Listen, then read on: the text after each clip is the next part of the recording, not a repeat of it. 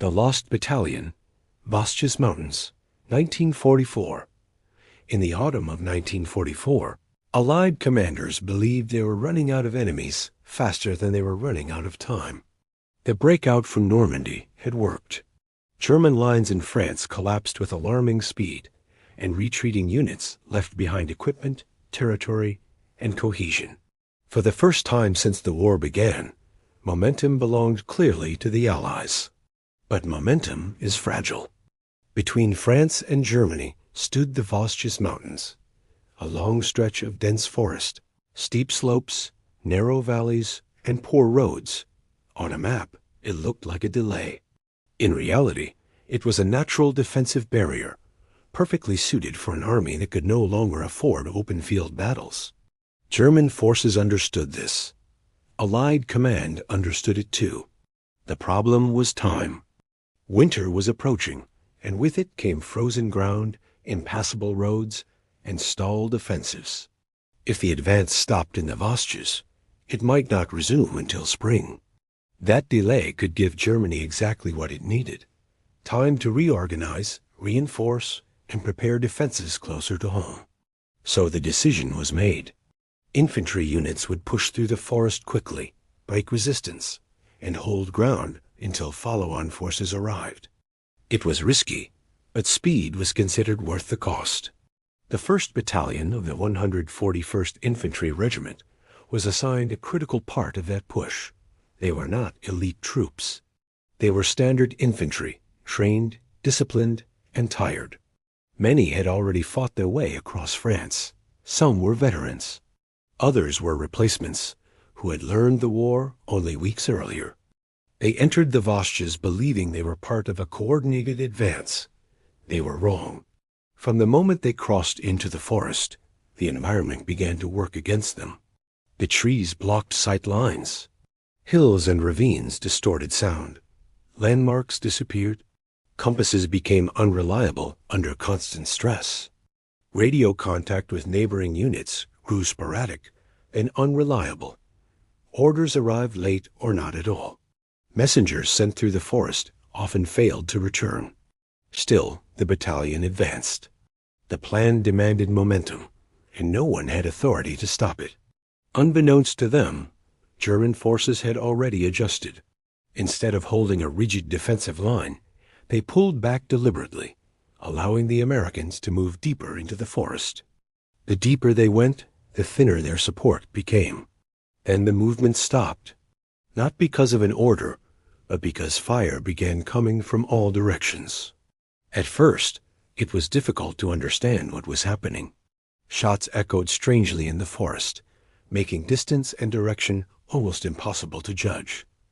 Then artillery followed. Shells exploded among the trees, sending splinters and metal fragments through the air. The forest itself became hostile. Trees shattered. The ground churned into mud. Paths that once offered cover became killing zones. Within hours, it became clear that the battalion was surrounded. Positions were established wherever the terrain allowed. Shallow foxholes scraped into wet earth. Clusters of men holding small patches of ground. There were no clean defensive lines, only fragments trying to hold together. The wounded began to appear early. With no safe evacuation routes, medical care became improvised and desperate. Aid stations were set up behind trees and shallow cover. Morphine ran out quickly. Bandages were reused. Some men fought on despite serious wounds. Others lay still, beyond help, waiting for the shelling to end. It never really did. Food supplies dwindled rapidly. What had been packed for a short operation now had to last indefinitely. Water was rationed. Ammunition was counted and redistributed carefully. Every shot mattered. Requests for withdrawal were sent up the chain of command. So were requests for reinforcements. The replies, when they came, were short and unchanging. Hold your position. Command believed relief was on the way. Maps still showed friendly units nearby. The larger offensive could not be slowed for one isolated battalion in the forest. Inside the encirclement, time began to feel different. Days blended together. Rain soaked everything: uniforms, weapons, wounds. Cold settled in. Men slept in short, broken intervals, never fully resting, always listening. German forces kept pressure constant but controlled. They did not rush. They probed. They fired. They waited. They knew the forest. They knew the Americans could not stay forever. In an attempt to keep the battalion alive, Command authorized aerial resupply. It was a desperate measure. Aircraft flew low over the Vosges, attempting to drop food, ammunition, and medical supplies. But the forest canopy was thick, visibility was poor, and the coordinates were slightly off. Many of the crates fell into German-held areas. The Americans knew it immediately, not by sight, but by sound. Crates breaking far beyond their reach.